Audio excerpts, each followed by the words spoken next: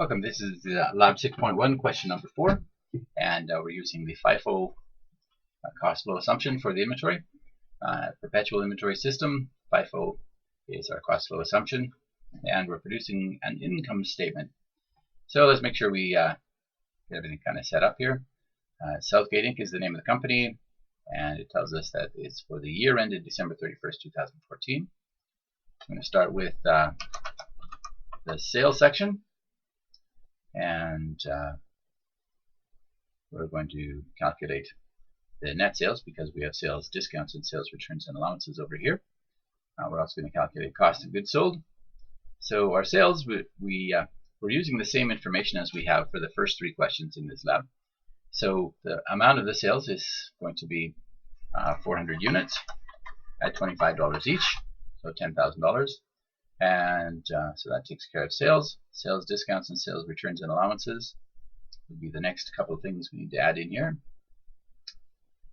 And the sales discounts are 140. And sales returns and allowances is 300.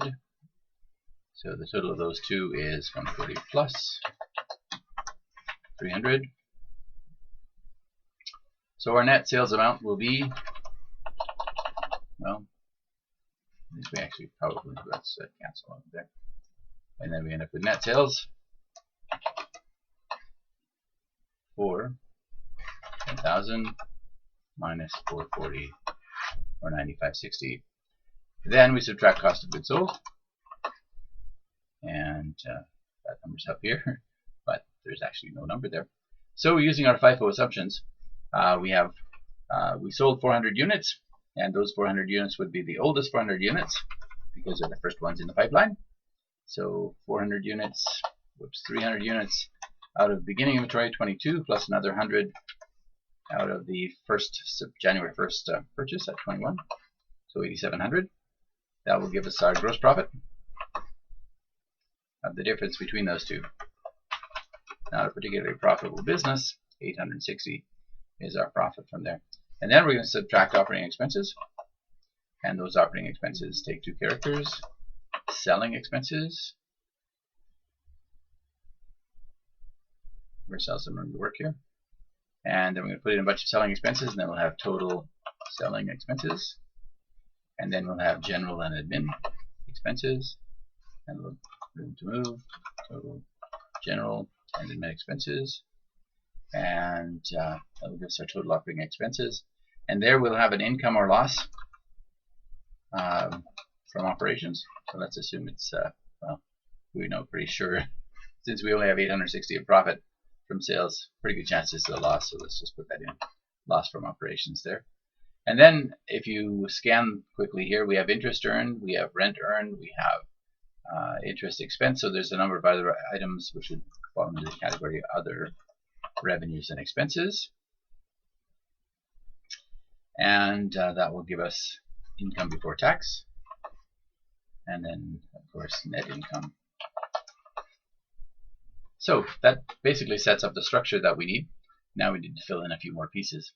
So we have several kinds of selling expenses. Let's first of all, we've done cost of goods sold. Okay, good. So as we scan down, income taxes expense, that goes down here. After income before tax at 7312, goes in the far column here. Takes care of that one. Income taxes payable, of course, is a balance sheet item. We can ignore that. Interest earned will be part of other revenues and expenses.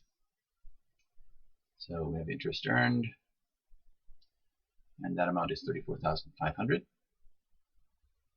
Let's drag that over to one more space here. Interest expense is also part of other revenues and expenses. And of course that's going to be a negative number, so let's change the sign. Now office salaries expense. So office salaries are part of general and admin expenses. So office salaries for the amount of 5,500.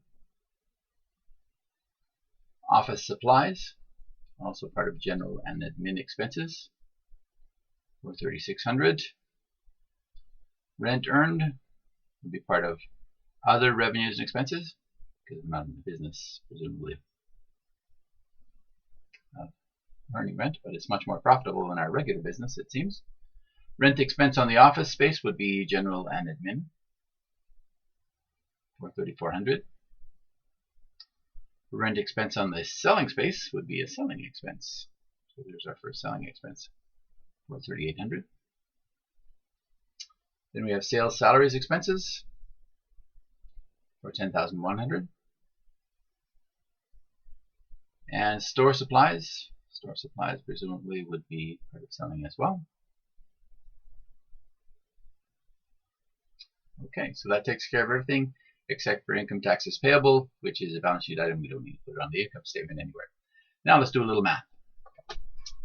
So the total, whoops, I'm in the wrong line here. Total selling expenses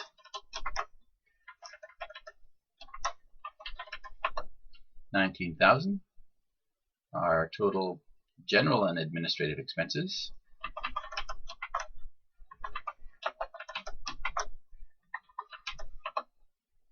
that. So let's add those together. And of course we subtract those from the 860.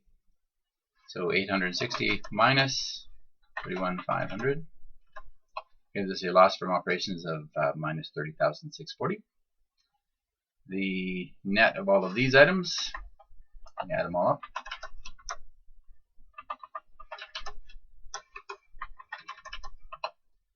is enough to bring us back to a positive income position.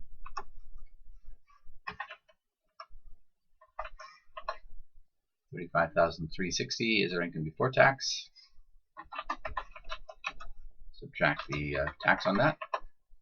End up with $28,048 as our net income. I think that takes care of everything. So let's see what Lyrics got. Lyrics agrees. We are done.